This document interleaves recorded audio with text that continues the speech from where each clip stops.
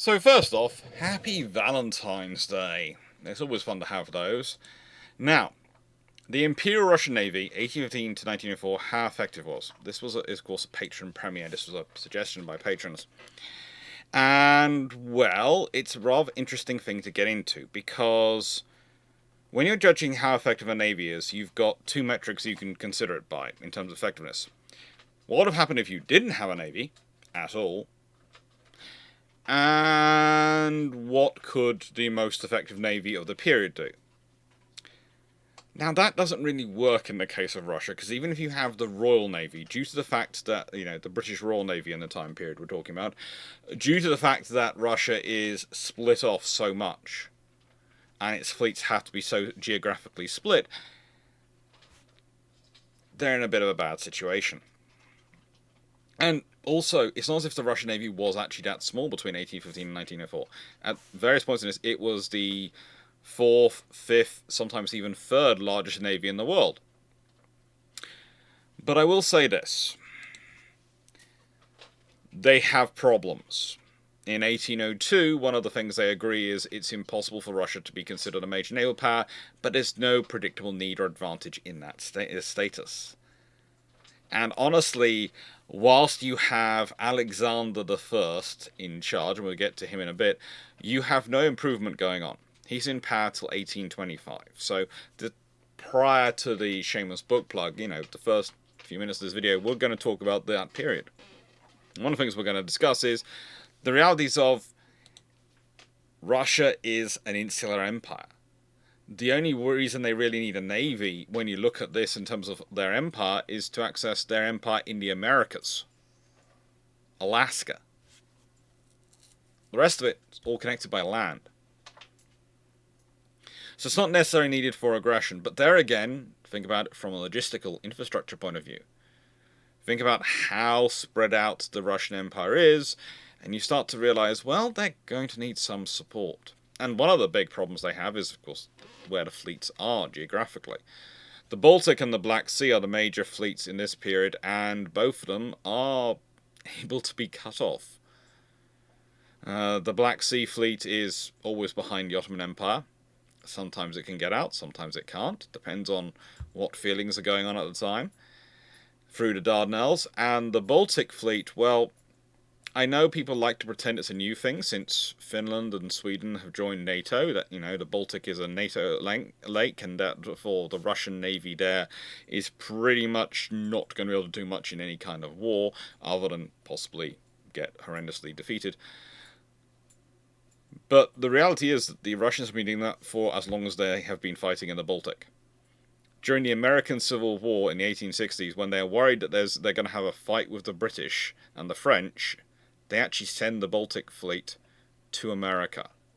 And the plan is that they would break out from the American neutral ports if there was a war, attack British and French territories in the Caribbean and the world, and when they ran out of coal, when they ran out of supplies, to try and make it home. Or die gloriously. That's an actual plan. So, honestly, when you have this as the background, and then you have an admiralty administration structure, which is honestly, what happens is the Russians have some stuff set up, and then you have different people come in, including Peter the Great, who go, I saw this abroad, it's a great idea. Instead of going, okay, let's change over to that, they bolt it onto their existing system. And even worse, what they tend to do is adopt the things which work in the cultures they are from. The things which would work in Britain but really wouldn't work anywhere else. The things which work in France but really wouldn't work under any other conditions. The things which work in the Netherlands but really wouldn't work in other conditions. But they look like really great ideas, and they work so well for those countries, so surely they work for us. The one-size-fits-all metric of thinking. It doesn't work like that. And honestly, if I was going to do the ins and outs of the boards of admiralties and the various organizations which Russia has through the ages to run and support their naval services when they do have things, it's not a single video. It's not even a 2 or 3-parter. It's probably an entire series. And honestly, I'm not sure I'd be comfortable doing it. Because it is that intensive, that complicated, that usually when I've seen it taught, when I've talked to people who've been teaching it, they're teaching the Russian systems at master's levels, when you have a group of 10 to 12 students in a room and you can basically, they've all done the reading and you're guiding them through it. You're not doing a lecture, you're doing a led seminar approach. Because it is that popping about. And anything I do on here, it's going to get messy and complex. Okay, if I did tried to go to the full details. It's that level of intense. And the other problem is there isn't really any good books about it to send people to. There are books about sections of it. There are some very good books about sections of it. But the whole of it is so messy. There's not really a good book about the whole of it, or even a starting book about the whole of it. But honestly, this is one of the problems that you're dealing with as Russia, is that their administration and the organization behind it is quite so Byzantine. Labyrinthian. It's so many different layers of competition. And then you have Alexander I, who, well, when he takes over from his, when he takes over the throne, when he's in charge, he really doesn't care much about the navy. He's focusing on Napoleon and he's focusing on his army. And that's what he's caring about. Doesn't really bother him at all. The navy doesn't matter. What matters is having a massive army. What matters is mobilizing a massive army. To the extent he does worry about the navy, it's usually in terms of supplying that army, infrastructure, logistics. And even then, he doesn't have much faith in it. He doesn't have much faith in it. With that being said, though, let's go to the shameless book plug before we dive into the post-1825 Russian Navy, when things start to change just a tad. So, shameless book plug. Now, this is going to be a slightly different, because normally I just plug my book and go, yay, thank you for supporting me, channel, and please like, share, and subscribe if you want to see the channel grow. Comment, that's always appreciated, all those things. And always wait to the end for the question about end of the video. If you're ever wondering why some of my videos have lots of comments which seem to be on a similar theme, that's because there's always a question at the end of the video, and some people like to answer and offer their ideas. It's always cool and I enjoy them. Well, it's slightly different. This today is an appeal for book suggestions from you, because I'm going to be doing more book reviews in future and doing more book reviews, but are there any books you'd specifically like a review done of? And by this I do mean naval, but also I'll take history books.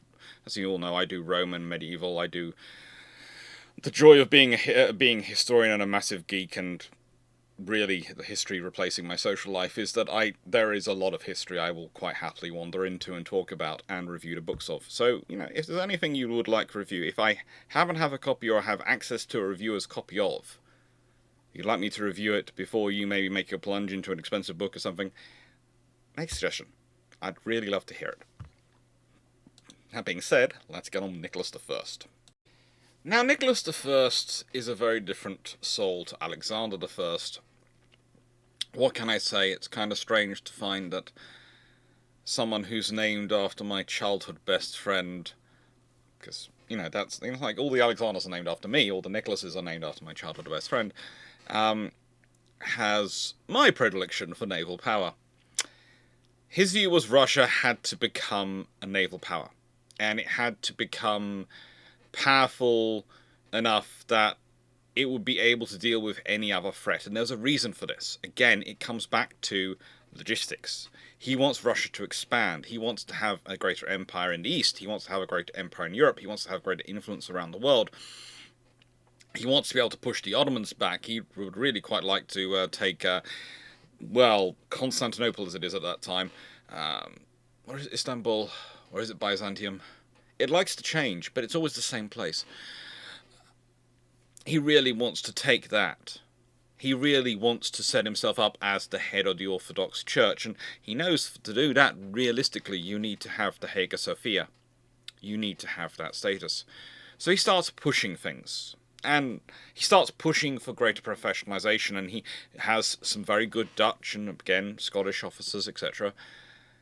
He manages to have the Battle of Navarino. Now, in this point, he is supporting the British and the French forces while dealing with the Ottomans. It's during the Greek War of Independence, but it is a pretty stonking victory. It goes really well. And yes, the forces defeated is mostly Ottoman ships, well, Egyptian in many ways, vessels, which are frigates, large frigates, rather than ships of the line. But again, it's a big action, it's a big battle, and it means that his investment the last couple of years, because he comes into power in 1825, is actually starting to pay off. The Navy's becoming a tool rather rapidly. Yes, it wasn't starting from far back, it already had the assets, but it's actually using it and think of it as a Navy rather than an extension of the army. That's the difference. And that's when you have the Russian-Turkish War, 1828-9. Now, this is a really interesting scenario, and again, the Navy is dominant for this for logistics. The Ottoman Navy has been, in many ways, crushed by the Battle of Navarino. The forces it had available, the vessels which were there, were the better part of its navy. The more experienced, the more skilled parts of its sailors, the more experienced. And losing them, along with the issues that they already had in the port, that's PORTE, of the Ottoman Empire, they're just having too many issues. Well, the Russo-Turkish War allows the Navy to, without many naval battles, there really aren't many naval battles, to really push. And you can see the advances are mostly using naval logistics to support and sustain them. Yes, you have the ones over here, which are, well, let's be honest, the mountains in that region are always interesting. But when we're talking about the Black Sea coast, we're talking about those areas, naval logistics is critical to them actually acting and the forces actually working. And for the Russians, the Navy is quite literally becoming the thing which makes the Russian steamroller possible. Yes, we have a massive army, but if it's not fed, if it's not supplied, you can't do much of it. We have a massive army, but it can go no further than its own garrison headquarters. It's rather useless. It's always the balance you have with forces. Why do people always arguing, do we have too much teeth to tail? You sit and go, well, how far are you wanting to have the teeth go? Because the further you want the teeth to be away from where they started, the longer the tail's going to be. The tail is proportional to how many teeth you want at that end and how great the distance is. Those are the two factors which will affect the size of the tail, which is why the tail grows so much more quickly than the teeth arms. Because you have distance and size, so they grow in proportion to the size of the teeth, but they also go in proportion to the distance you want to operate that teeth at. And naval logistics tends to work quite well to supporting large amounts of teeth at the other end. Now, they spent a lot of time building up in between these wars, and when you have the Crimean War really start to get going, by this point, the Navy has been invested in infrastructure working. It's done roughly 40 circumnavigations of the world between these two periods. It's built up its navigators, it's built up its sailors. It is a thoroughly professional Navy. Unfortunately, they're in a scenario where last time they were beating up the Ottomans with the help of the British and the French. This time, they managed to do such a good job of beating up the Ottomans that the British and French have to get involved. Because the British and French are about balance of power in the region. Because balance of power benefits them. Yeah, sometimes balance of power is a beneficial thing for other powers who are not in the region. Balance of power means that pretty much usually the stronger Russian fleet, because if the Black Sea allows you to have more sailing time, and tends to have facilities which can support a larger fleet, and it can be more mobile than the Baltic. Yeah, if you want to keep that locked up, you need to make sure that the Dardanelles are not in Russian hands. And when the Russians destroyed the fleet at Sinop, and they do a really good job of destroying an Ottoman fleet at Sinop, I've done a whole video about that battle, so don't need to go into too much detail, but they do a good job. Well, that kind of acts as the casus belli as far as the British and the French are concerned. You're allowed to have your ground war, yes, but the moment you start threatening the actual control of the Dardanelles, and the British were no strangers to the Black Sea. That the above picture is a picture of a Royal Navy squadron in the Black Sea prior to the Crimean War. Kind of like the Mediterranean, the British and the French tend to have ships wandering all sorts of places, and they sometimes send squadrons in all sorts of places just to show they can get there. Well, Russia's been pushing itself up. And Russia's got to the point where it's now strong enough it can cause a lot of trouble. And to an extent, this is a problem. This is a problem because if we again go back to the Ottoman Empire and the world at this time period, the Ottoman Empire in this period stretches quite a long way through the Middle East. It's a critical area for movement of personnel and goods.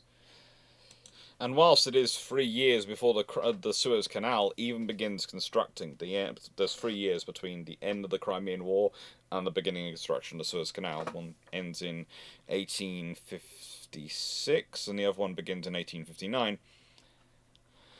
The thing is, with all that's going on in this region, in this area, and the vital trade and communications which go through that area, you have to balance the powers.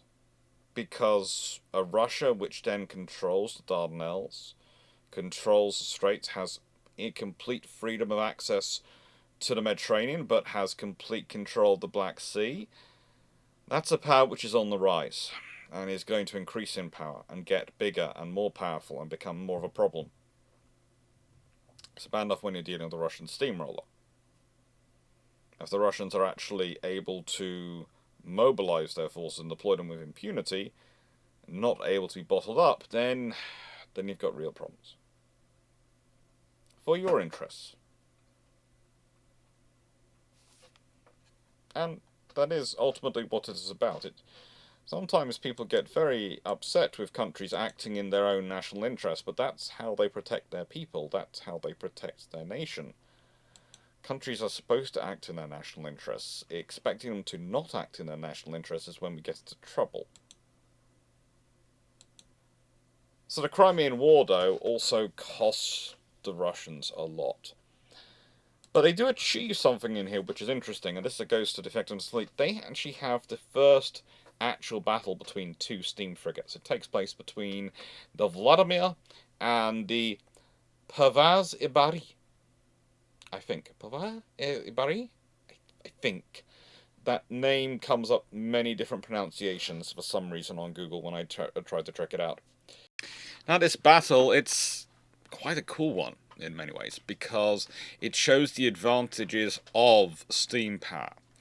You see, when we look at the two ships, the Turkish ship didn't really have any guns that could cover aft. And the Russian vessel is actually slightly more maneuverable, and they noticed this quite early on in the fight. They managed to spot that the Turkish ship couldn't, well, Turkish-Egyptian vessel, as it's technically usually called, couldn't really maneuver to get its guns into sight as long as they stuck in the stern. So by staying at the stern, staying behind, they were able to conduct very accurate artillery fire with almost no response from Turkish ship. Still, it goes on for 3 hours. The Turks are basically being shelled from the rear for 3 hours, which is a testament to the quality of their crew and the quality of their ship that are still afloat.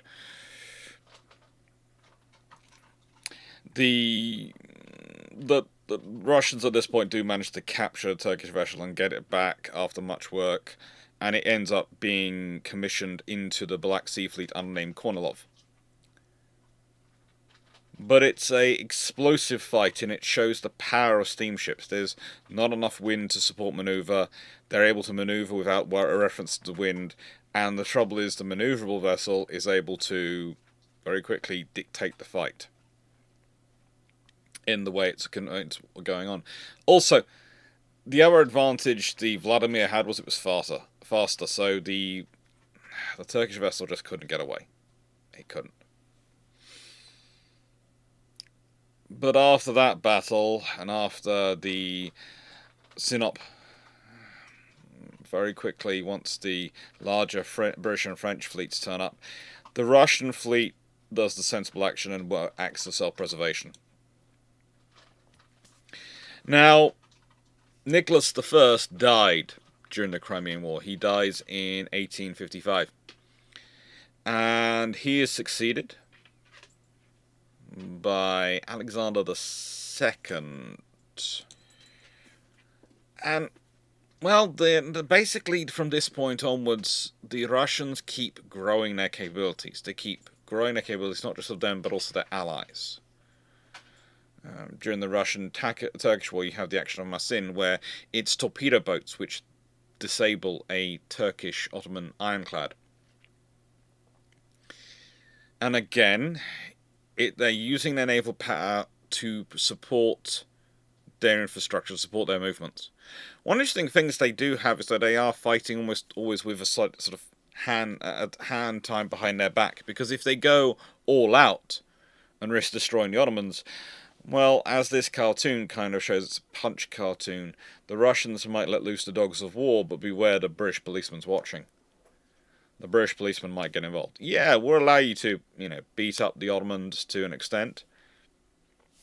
No skin off our nose. But if you push it too far, and you start to interrupt the balance of power in northern Africa, in the Middle East, in other areas of the world where we have interests, that's going to cause us trouble.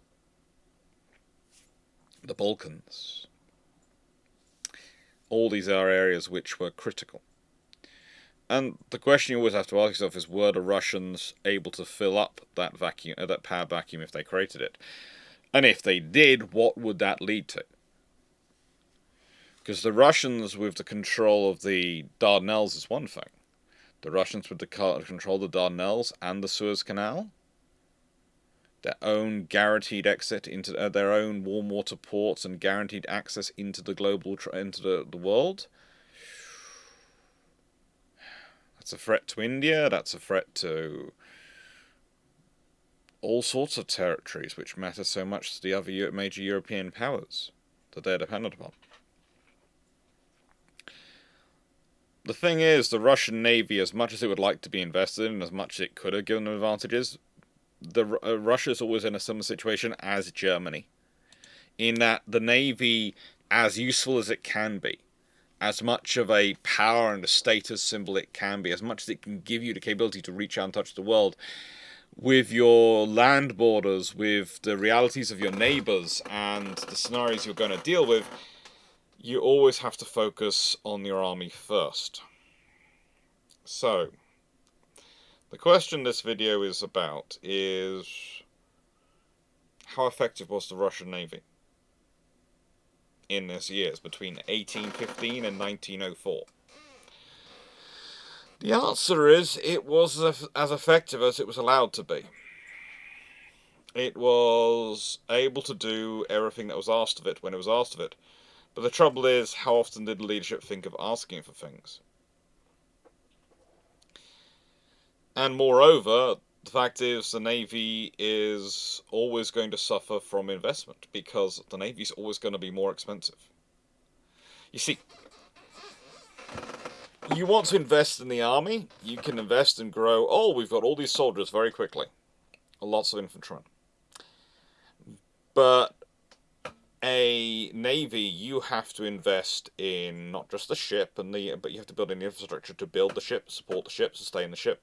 You have to build in the infrastructure to support and sustain and train the crew. You have to build in all the infrastructure which supports all those things.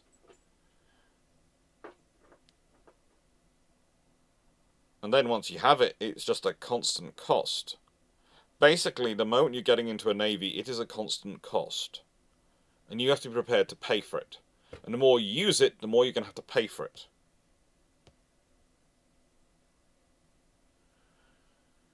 So, Today's discussion was how effective was the Russian Navy? How useful was it? I'd say it was useful. How? Depends on your perspective. Yes, you could conduct the operations without naval support, but they're going to be a lot harder, probably not reach as far, and you're probably not going to have the logistics to be able to achieve them.